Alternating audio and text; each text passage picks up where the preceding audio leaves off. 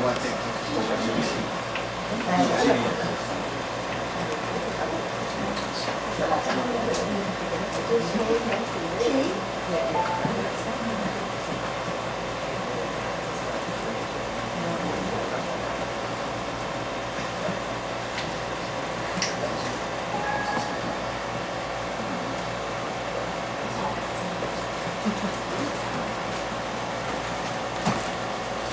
evening, ladies and gentlemen. Welcome to the Bald Soprano. It's a very unique version of the Bald Soprano, and I'm sure you're going to enjoy it. But before we start, we have two small announcements. Of course, to turn off your phones, you know the drill. Yes. And if you're taking pictures, don't use flash, because it can hurt the very sensitive souls of the actors. Thank you very much, and enjoy the show.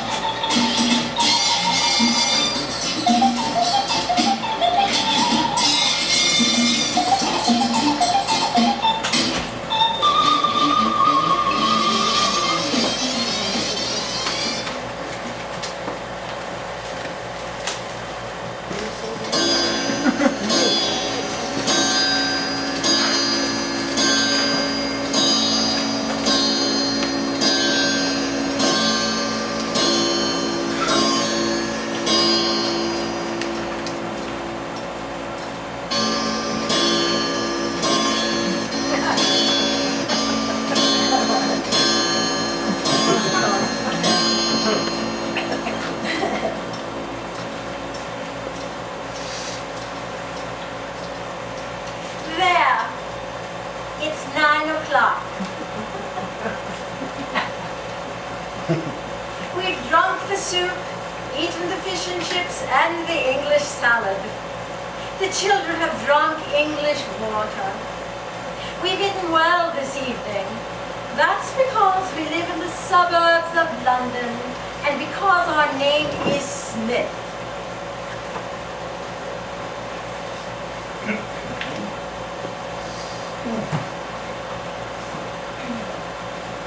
Potatoes are very good fried in fat. The salad oil was not rancid. The oil from the grocer at the corner is better quality than the oil from the grocer at the bottom of the street. However, I prefer not to tell them that their oil is better.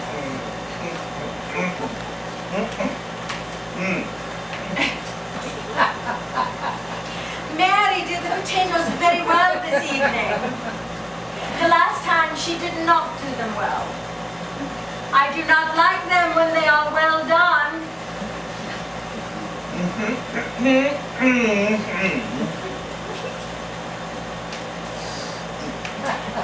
The fish was fresh. It made my mouth water. I had 2 helpings. No, I had 3 helpings. That made me run to the WC. Oh, you've also had 3 helpings. However, the 3rd time you took less than the first 2 times. Well, as for me, I took a great deal more. I eat better than you this evening. Why is that? Usually it's you who eats more. It's not appetite you lack.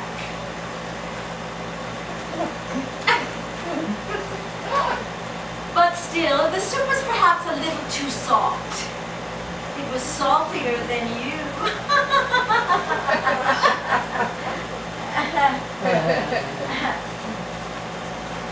But still, it had too many leeks and not enough onions. I regret that I did not advise Mary to add some aniseed stars. Next time I'd know better.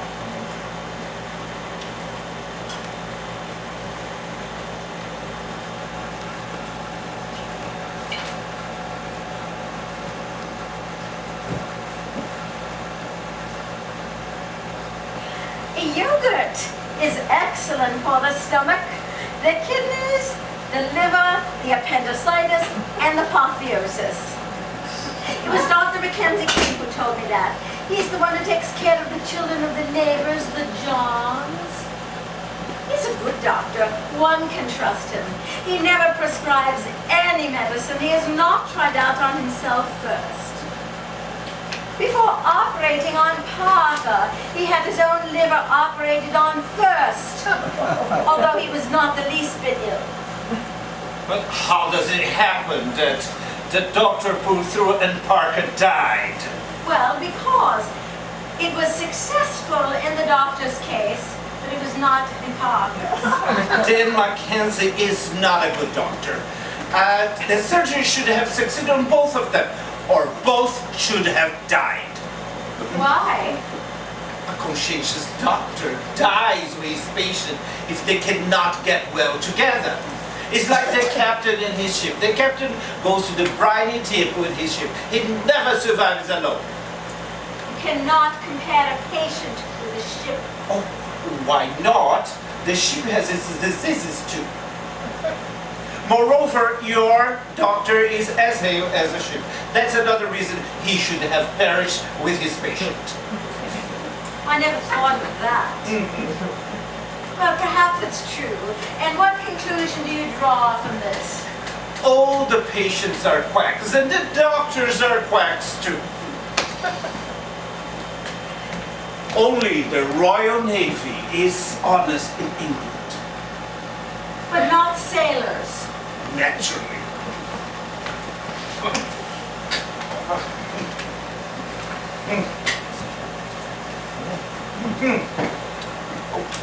This is something I don't understand. The newspaper always gives the age of the deceased, but never the age of the newborn. It doesn't make any sense. I never thought of that.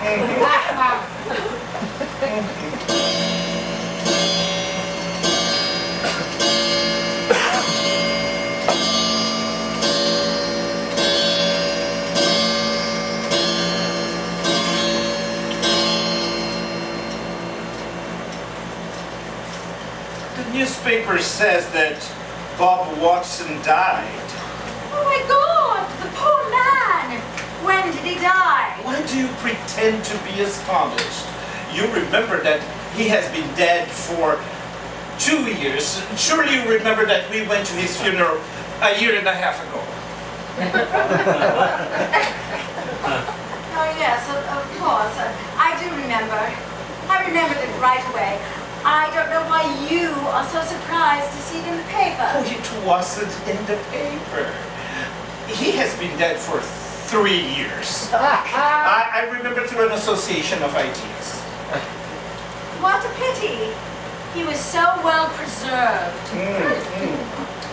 He was the handsomest corpse in Great Britain. He didn't look his age. He had been dead for 4 years. And he was still warm. What a living corpse. And how cheerful he was. Poor Bobby. What poor Bobby do you mean? Oh, it's his wife that I mean. She's also called Bobby. Bobby Watson. Because they had the same name, you could never tell them apart when they were together. It was only after his death that you could really tell which was which. And yet there are still people today who confuse her with the deceased and offer their condolences to him. Do you know her? Oh, I met her once by chance at Bob's burial. Are you referring to Bobby Watson, the commercial traveler? Oh, the Bobby Watsons are commercial travelers. Oh, it's a difficult trade. However, they do well at it. Well, when there is no competition. And when is there no competition? On Tuesdays, Thursdays, and Tuesdays. Oh, 3 days a week. And what does Bobby Watson do on those 3 days? He rests, he sleeps, Why doesn't he work on those 3 days if there's no competition? I don't know everything. I cannot answer all your idiotic questions. Oh, are you trying to humiliate me? You know very well I'm not. Men are all alike. You sit there all day long, a cigarette in your mouth, or you powder your nose and rouge your lips 50 times a day. But Or what, else you drink like a fish. and what would you say if you see men acting like women do? Smoking all day long, rouging their lips, drinking whiskey all day long. Well, it's nothing to me. But you're only saying that to annoy me. I don't care for that kind of joking. You know that very well.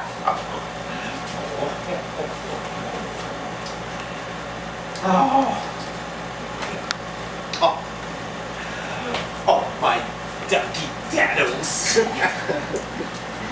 You know that I meant only as a joke. What an old, ridiculous couple we are. Come. Let's turn down the lights and go bye-bye.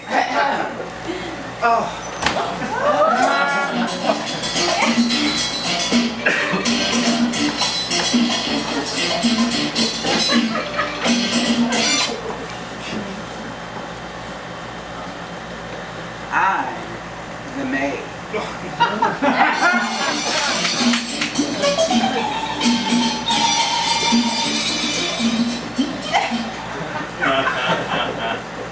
What a lovely evening I've had.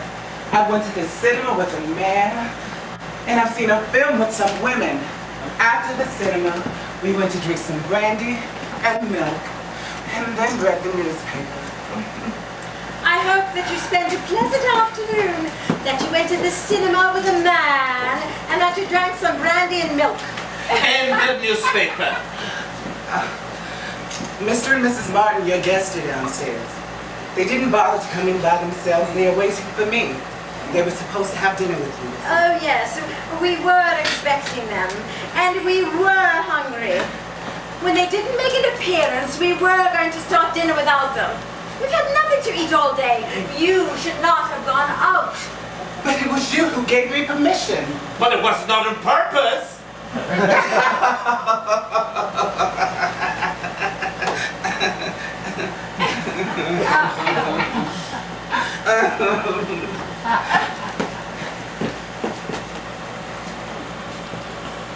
I bought me a chamber pot. My dear Mary, go and open the door at once and ask Mr. and Mrs. Martin to step in. We will change quickly.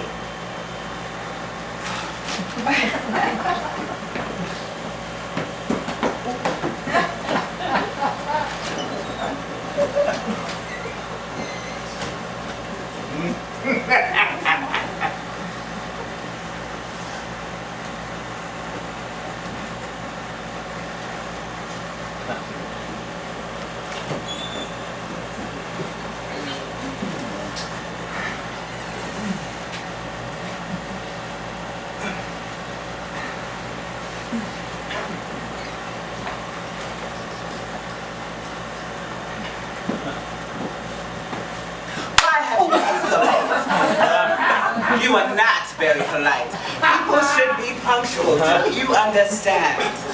But now that you come, sit there anyway and wait now that you're here.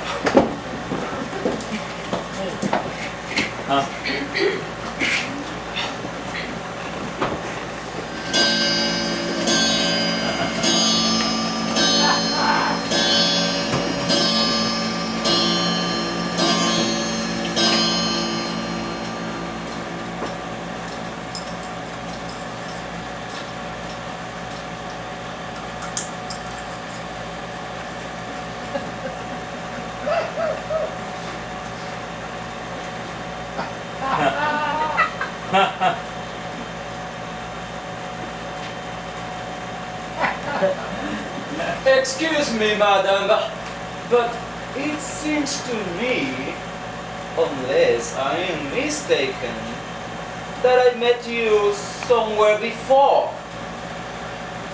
I too, sir. It seems to me that I've met you somewhere before? Was it by any chance at Manchester that I caught a glimpse of you, madam? That is very possible. I am originally from the city of Manchester, but I do not have a good memory, sir. I cannot say whether it was there that I caught a glimpse of you or not. Good God! I too. I'm originally from the city of Manchester. That is curious. Isn't that curious? Only I, madam. I left the city of Manchester about 5 weeks ago. That is curious. How very bizarre. I too, sir, I left the city of Manchester about 5 weeks ago. Madam, I took the 8:30 morning train which arrives in London at 4:45. That is curious. How very bizarre. And what a coincidence. I took the same train, sir. I too. Good God! How curious it is! Perhaps then, madam, it was on the train that I saw you? It is indeed possible. That is not unlikely. It is plausible. After all, why not? But I do not recall it, sir. Madam, I traveled second class. There is no second class in England, but I always travel second class. That is curious. How very bizarre. And what a coincidence. I too, sir. I traveled second class. How curious it is. What a coincidence. Perhaps we did meet in second class, dear lady. That is certainly possible. That is not unlikely. But I do not have good memory. My dear sir. My seat was in the coach number 8, compartment 6, my dear lady. How curious that is. My seat was also coach number 8, compartment 6. How curious it is! And what a bizarre coincidence. Perhaps we met in compartment 6, my dear lady. It is indeed possible, but I do not recall it, dear sir. To tell the truth, nor do I, madam.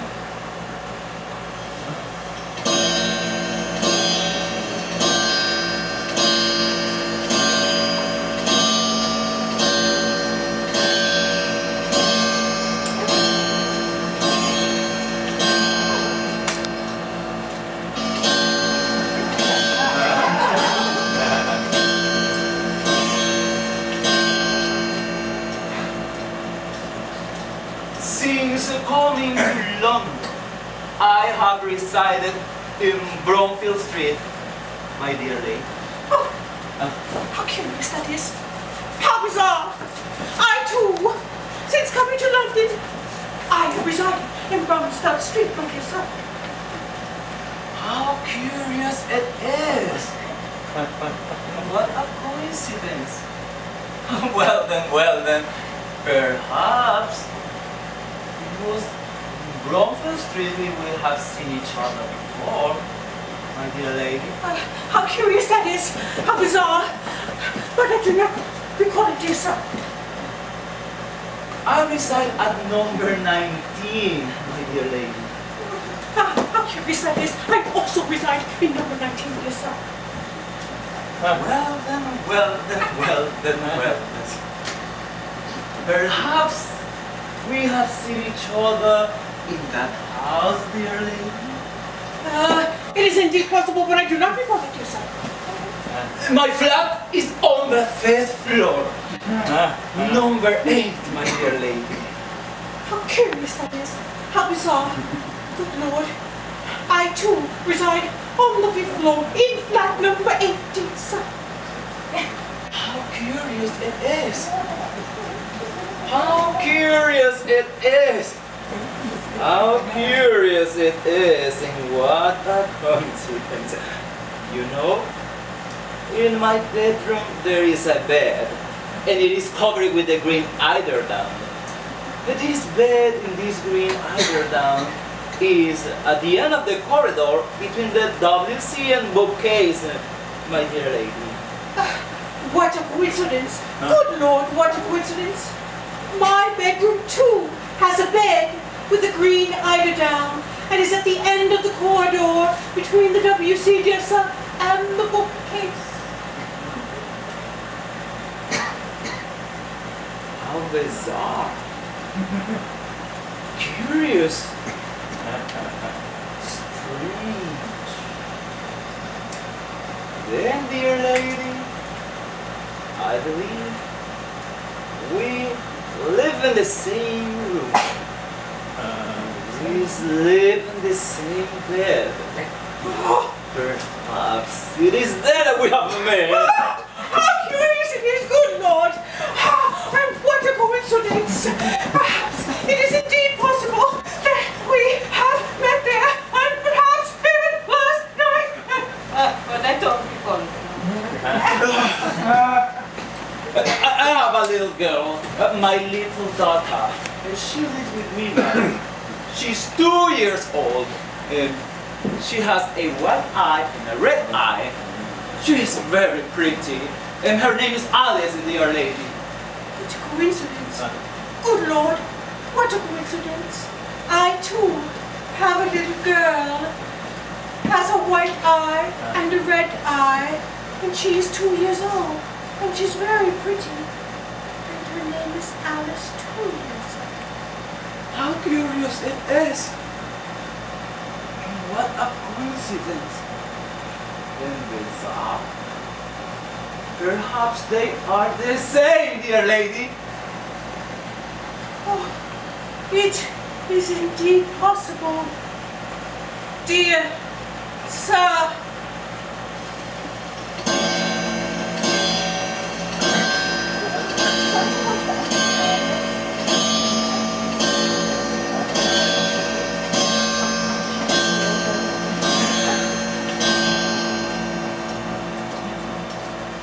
Lady, I believe that there can be no doubt about it. We have seen each other before, and you are my own wife, Elizabeth.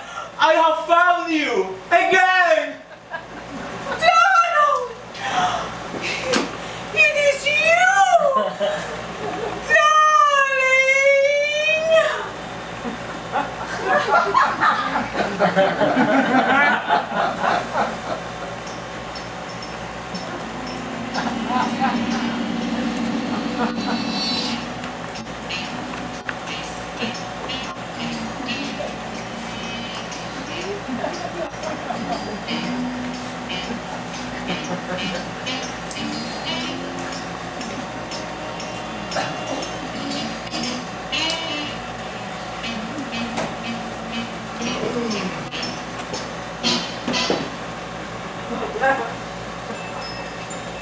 Donald and Elizabeth are now too happy to be able to hear me.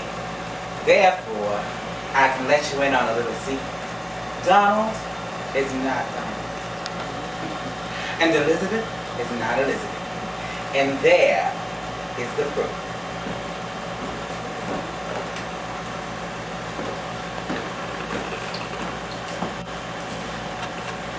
The child that Donald spoke of is not Elizabeth's daughter. They are not the same person. Donald's daughter has one red eye and one white eye like Elizabeth's daughter, whereas Donald's daughter has a left white eye and a red eye. Elizabeth's daughter has a right red eye and a left white eye. Therefore, all of Donald's system of deduction collapses when it comes up against this last obstacle, which totally destroys his whole theory. And in spite of extraordinary coincidences, which seem to be definitive proof, Donald and Elizabeth, not being the parents of the same child and not Donald and Elizabeth, it's in vain that he thinks that he is Donald. It's in vain that she thinks that she's Elizabeth. She believes in vain that he is Donald, and he believes in vain that she is Elizabeth. They are terribly deceived.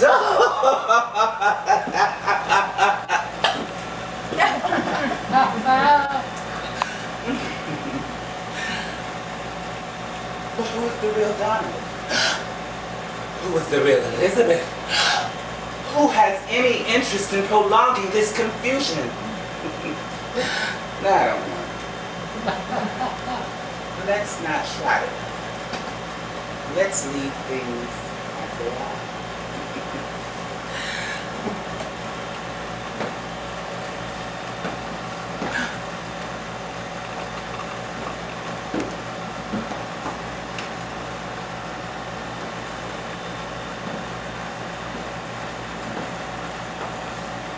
My real name is Sherlock Holmes.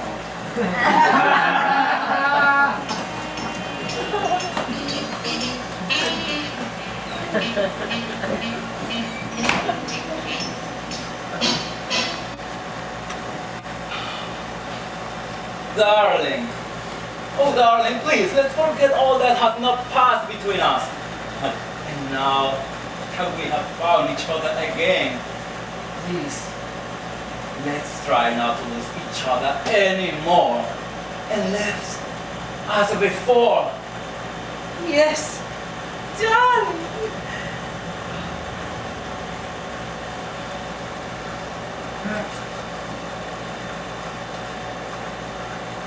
Good evening, dear friends.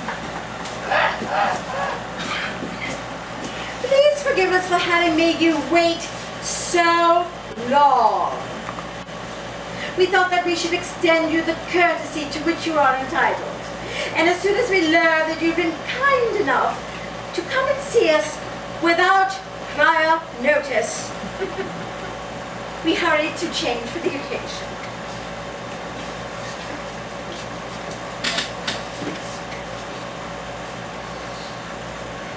We had nothing to eat all day long, and you have waited for 4 whole hours. Why have you come so late?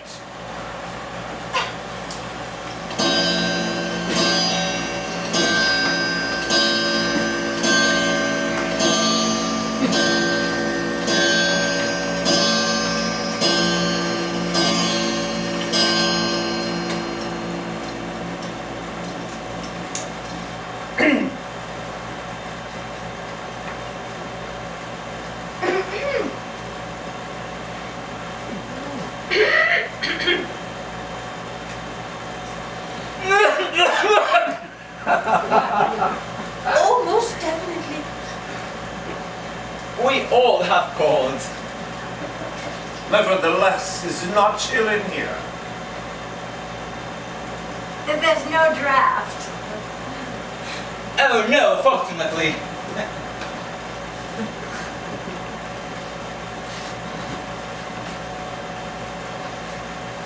Dear, oh dear, oh dear. Don't you feel well? No, he's wet his pants. Sir, at your age, you shouldn't. The heart is ageless. That's true. So they say. They also say the opposite. And the truth lies somewhere between the two. That's true.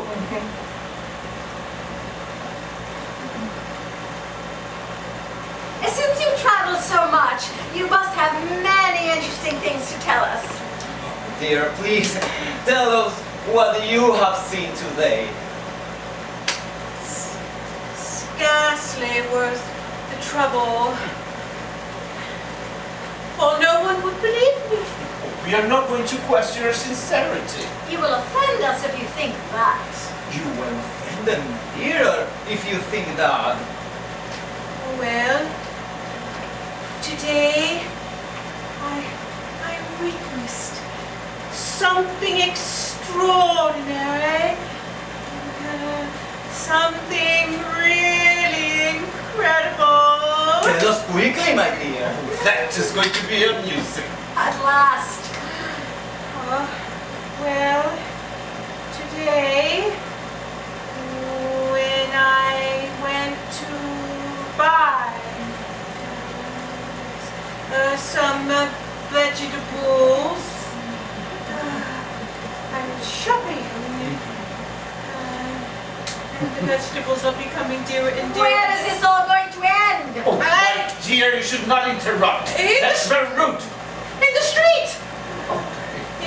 Near a cafe.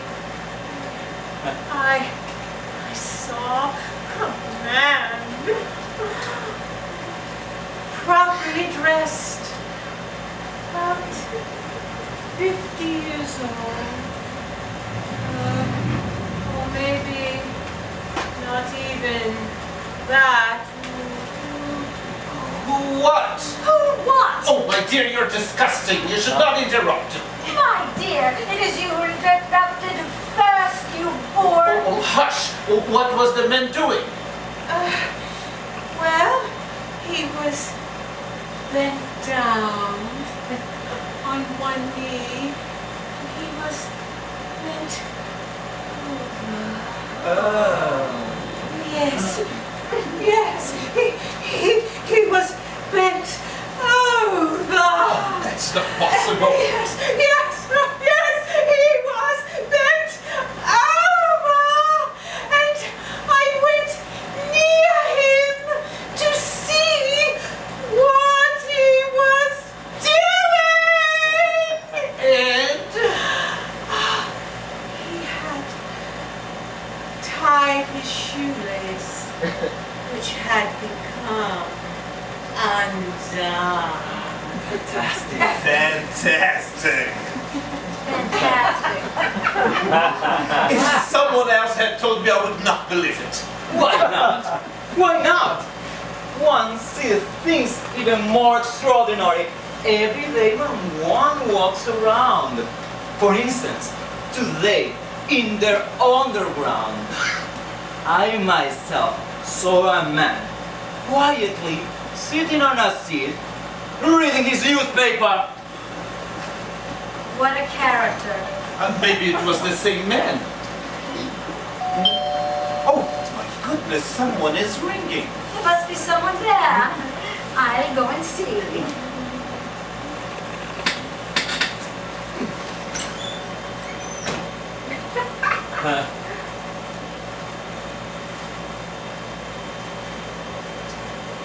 Nobody. Well, I'm going to give you another example. Goodness, someone is ringing. There must be someone there. I'll go and see.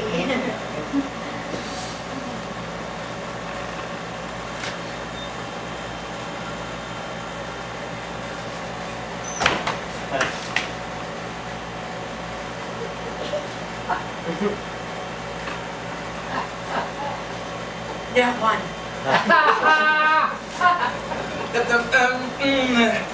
You were going to give us another example. Oh, yes, of course.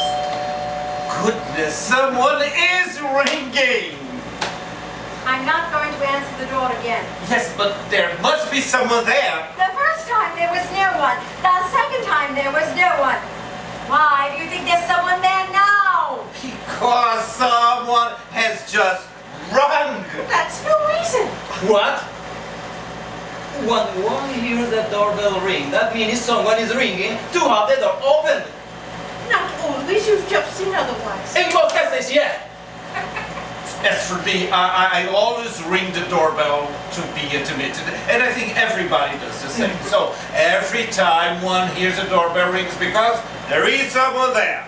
That is true in theory, but in reality things happen differently. You have just seen otherwise. My wife is right. You women, you always stand up for each other. I'll go and see. You can't say that I'm obstinate, but you will see that there's no one there.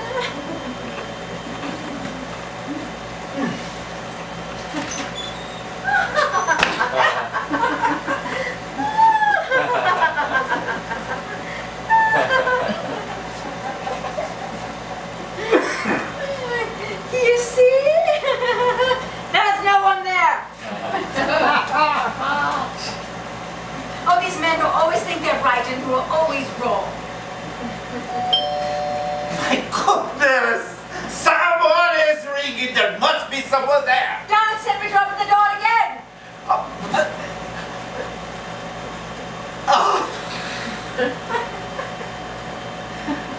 You've seen that it was useless. Oh, Experience teaches us that when one hears the doorbell ring, it's because there is never anyone there. That's not entirely accurate. in fact, it is false. Every time you hear the doorbell rings because there is someone there. He won't admit he's wrong. My husband is obstinate too. There is someone there. That's not impossible. No! Yes. I tell you no! In any case, you're not going to disturb me again for nothing. If you wish to know, go and look yourself. Oh, okay. I'll go.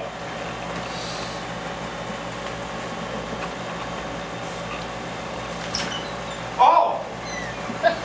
How do you do? Is the fire chief? Good evening, ladies and gentlemen. Good evening, Mrs. Smith. You appear to be angry. You see, my wife gets a little chagrined at being proved wrong.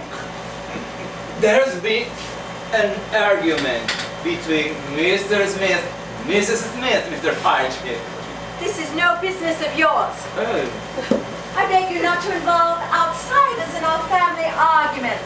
Oh, my dear, have a seat. This is not so serious. The fire chief is a friend of the family. His mother courted me, and his father asked me to give my daughter in marriage if I ever had one. And he died waiting. That's neither his fault nor yours. Well, what is this all about? Well, my husband was claiming. No, it was you who was claiming. Yes, it was she. No, it was he. Don't get excited. You tell me, Mrs. Smith. Well, it was like this. Oh, it's difficult for me to speak openly to you. But the fireman is also a confessor. Well then, Well, we were arguing because my husband said that each time the doorbell rings, there's always someone there. It is plausible.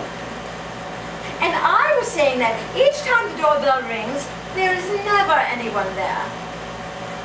It might seem strange. But it has been proved, not by theoretical demonstrations, but by facts. In fact, it is false. Since the fire chief rang the bell, I opened the door and there he was. Just now. Yes. Yes, but it was only when the doorbell rang the fourth time that there was someone there. And the fourth time does not count. Never. It's only the first 3 times I Mr. Fire Chief, allow me in my turn to ask you several questions. go right ahead. When I opened the door, was it you who had rung the bell? Yes, it was I.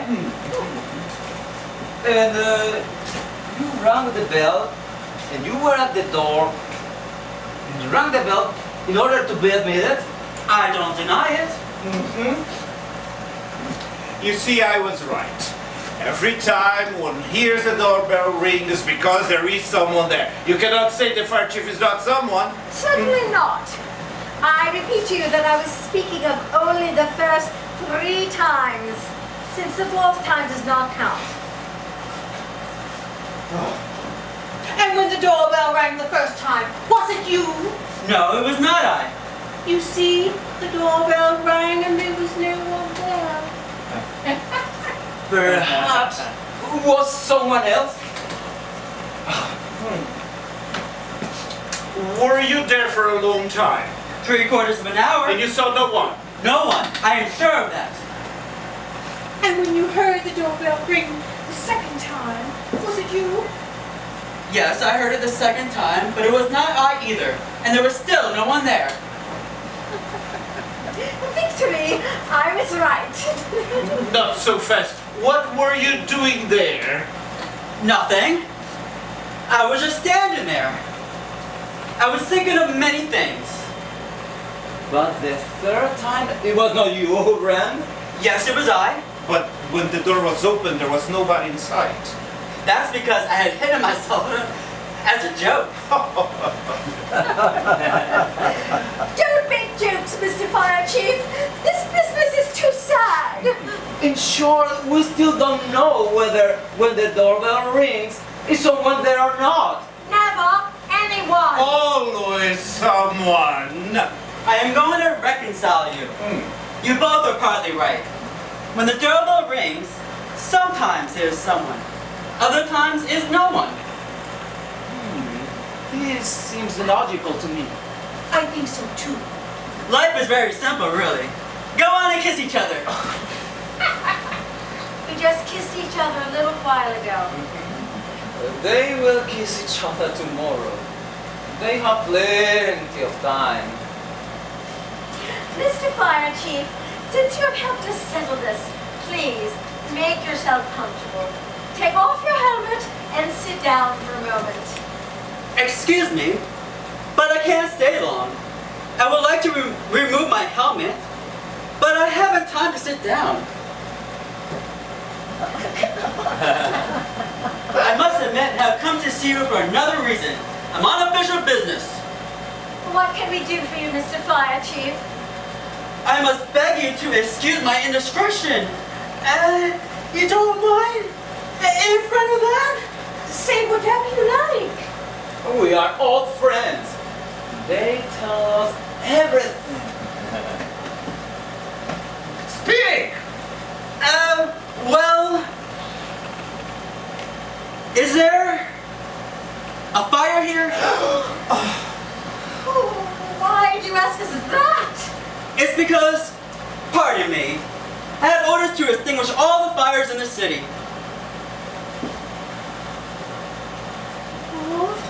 Yes, all. I don't know. I don't think so. Do you want me to come and look? Oh, there's nothing here. I don't smell anything. There is nothing burning in here. None at all? Not even a little fire in the chimney? Something burning in the attic? Or in the cellar? A little fire just starting at least? I am sorry to disappoint you, but I do not believe there's anything here at the moment.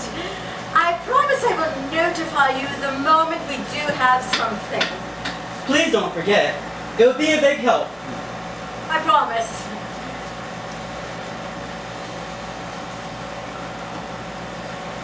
And there's nothing burning in your house either?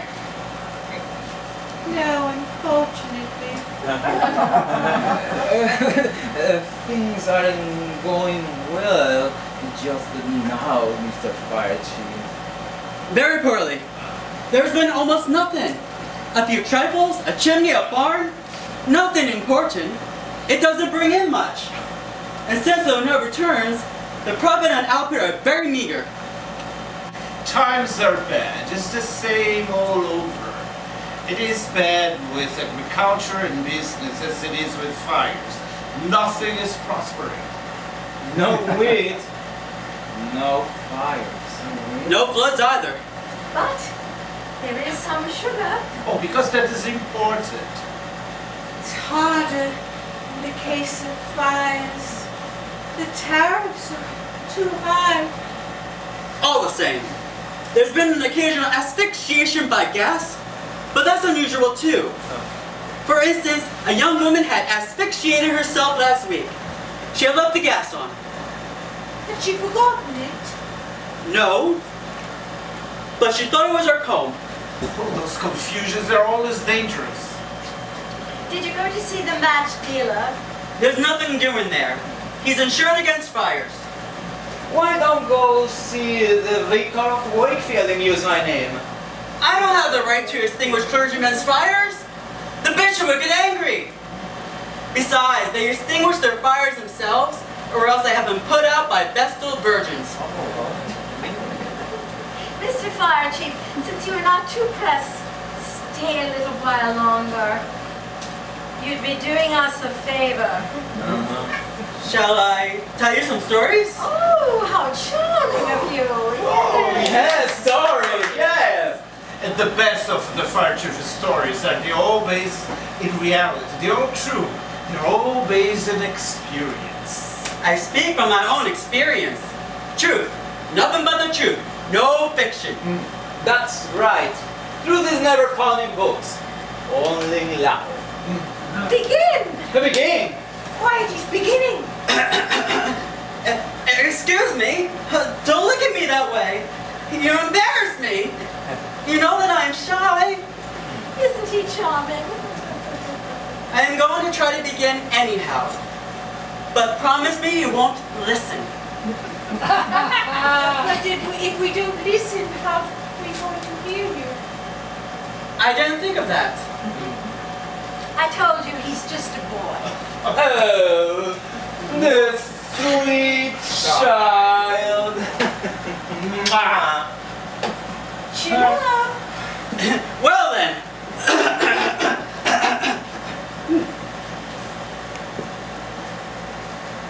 The dog and the cow. An experimental fable. Once upon a time, another cow asked another dog, "Why have you not swallowed your trunk?" "Pardon me," replied the dog. "It was because I thought it was an elephant." But what is the moral? That's for you to find out. He's right. Let's look.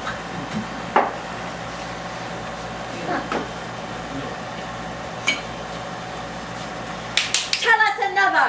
A young calf had eaten too much ground glass. As a result, it was obliged to give birth. It brought forth a cow into this world. However, since the calf was male, the cow could not call him Mama, nor could she call him Papa, because the calf was too little.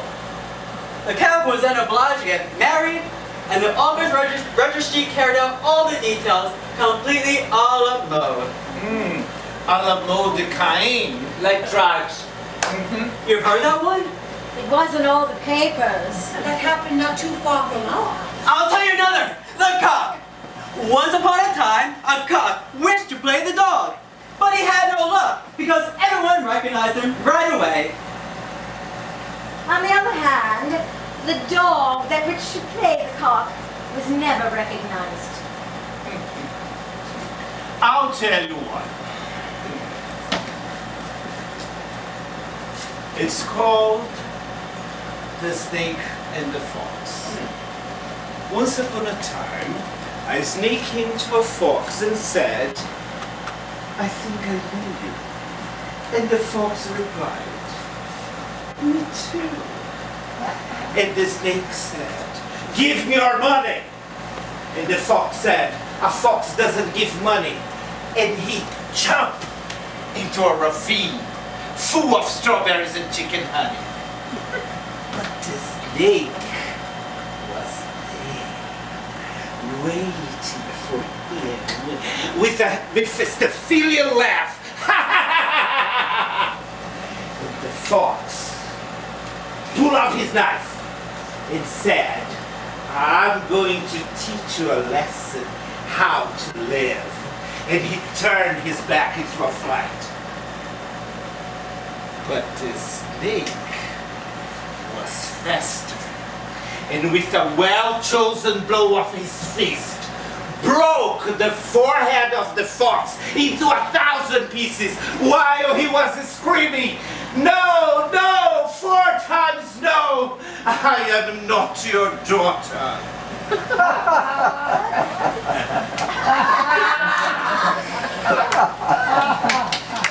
And I congratulate you. It's interesting. Not bad. Not so good. And anyway, I've heard it before. Oh, that's terrible. Yes, unfortunate. And it wasn't even true. It's your turn, dear lady. Me? Me? Oh, I only know one. Oh, very well, I'll tell it to you. It's called the bouquet. Oh, my wife has always been romantic. She's a true English woman. Here it is.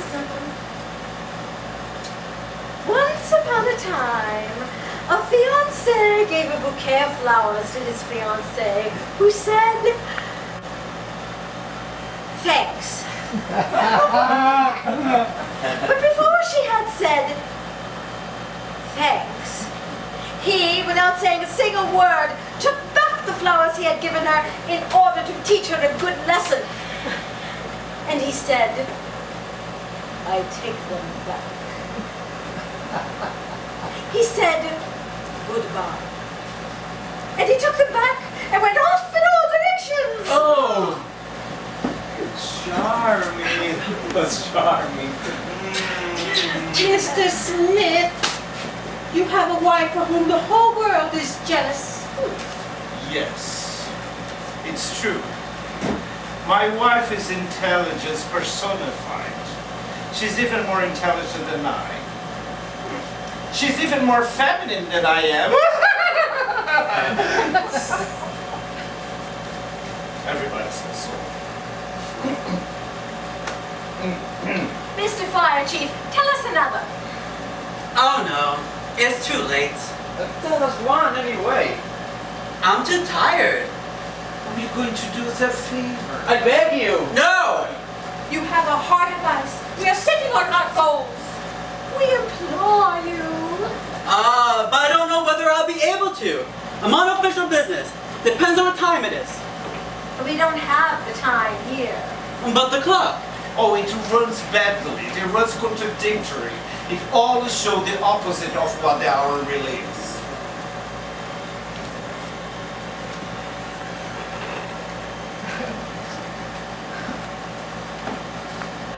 Madam, sir,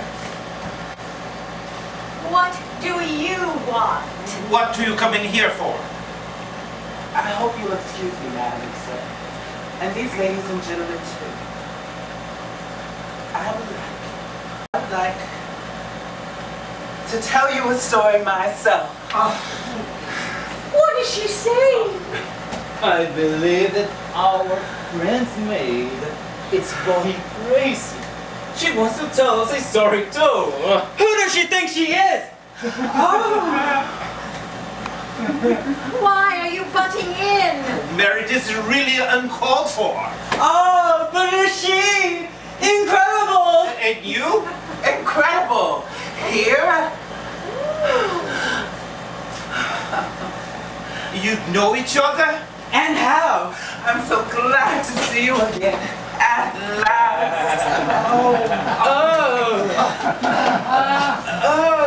This is horrible. I don't want to see this in our home in the suburbs of London. It's not proper. It was she who extinguished my first fires. I'm your little fire hose. Oh! Well, dear friends, if that is the case, these emotions are understandable, human, pardonable. All that is human is honorable. Even so, I don't like to see it here among us. She has not been raised properly. Oh, you have too many prejudices! I think that a maid, even though it's none of my business, is never anything but a maid. Even if she sometimes can be a rather good detective. Let me go! Don't be upset. They're not so bad. Really. You two are very touching. And a little, Yes, that's exactly the word. a little exhibitionistic. There has been a native British modesty. Forgive me for attempting yet again to define my thought. Not understood by foreigners, not even by specialists, things to which I might do express myself, and I don't need to refer to... I was going to tell you. Oh! Don't tell us anything. Oh, yes. My dear Mary, go quietly to the kitchen and say your poems before the mirror. Oh, you know, even though I'm not a maid, I also read poems before the mirror. This morning when you read your poem in the mirror, you didn't see yourself. Well, that was because I wasn't there yet. I could perhaps recite a little poem for you. My little Mary, you are frightfully obstinate. I am going to recite a poem for you. Is that agreed?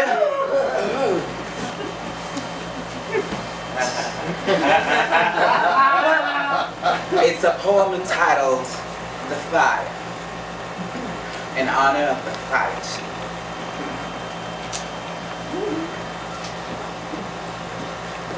The fire. The polypoids are burning in the wood. A stone caught fire. The forest caught fire. The castle caught fire. The men caught fire. The women caught fire. The birds caught fire. The fish caught fire. The sky caught fire. The water caught fire. The ashes caught fire. The smoke caught fire. The fire caught fire. Everything caught fire. It all caught fire. Oh, it caught fire. It caught fire. Ow!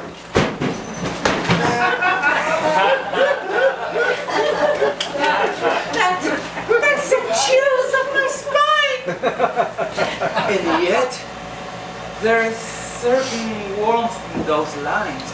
I thought it was marvelous. All the same. Oh, you are exaggerating. Just a minute. I'll admit, all this is very subjective. But this is my conception of the world. My dream, my ideal. And now this reminds me that I must leave. Since you don't have the time here, I must tell you in exactly 3/4 of an hour and 16 minutes, I am having a fire at the other end of the city. Consequently, I must hurry, even though it be quite unimportant. What will it be? A little chimney fire? Oh, not even that. A straw fire and a little heartburn. I'm sorry to see you go. You've been very entertaining. Thanks to you, we have truly passed one Cartesian quarter of an hour. Speaking of that, the Bald Soprano. She always wears her hair in the same style. Oh, then goodbye, ladies and gentlemen. Good luck in fire. Let's hope so, for everyone.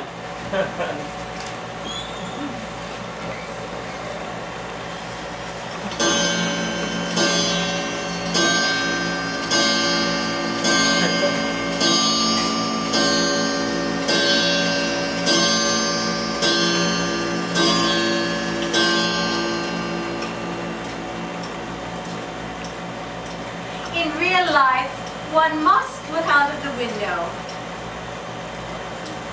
One must always think of everything.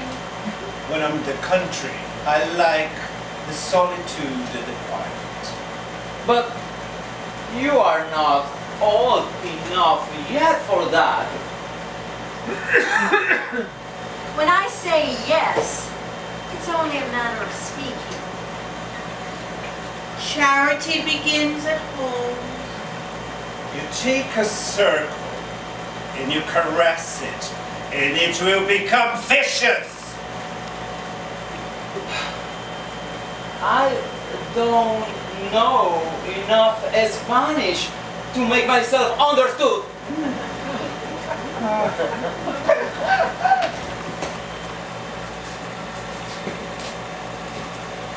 In In real life, one must look out the window.